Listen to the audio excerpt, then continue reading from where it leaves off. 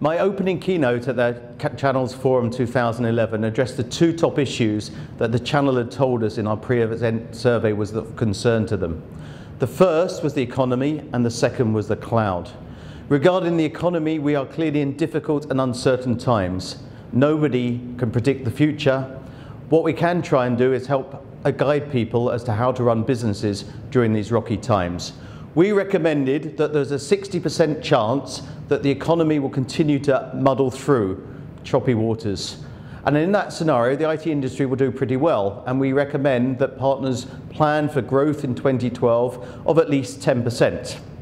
But there is also a 15% chance of an economic settlement between the different governments and a very positive future, where new regulation comes and we get set off the economy on a great growth path, as we did in the 1930s after the Great Depression.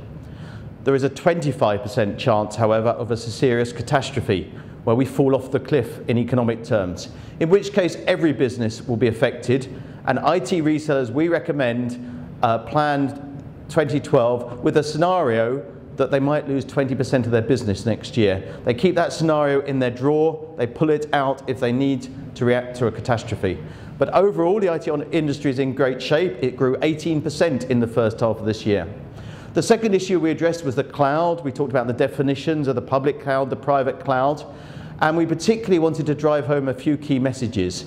And that is, first of all, that the cloud makes most sense for companies serving consumers. The biggest part of the cloud is there right now. We're thinking here of the services that eBay provides, or Apple will launch with the iCloud. Amazon is another example. If you want to use the cloud to reach consumers, it makes a lot of sense, because consumers aren't too bothered about security and privacy. It doesn't matter if the service goes down for a few hours, because they're not paying for that service directly. It's all advertising generated revenue.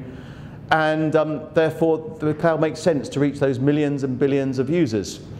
However, inside a company which only has 300,000 employees in the very largest sense, the challenges are different. You have to reach far fewer people, security matters, uptime matters, privacy matters.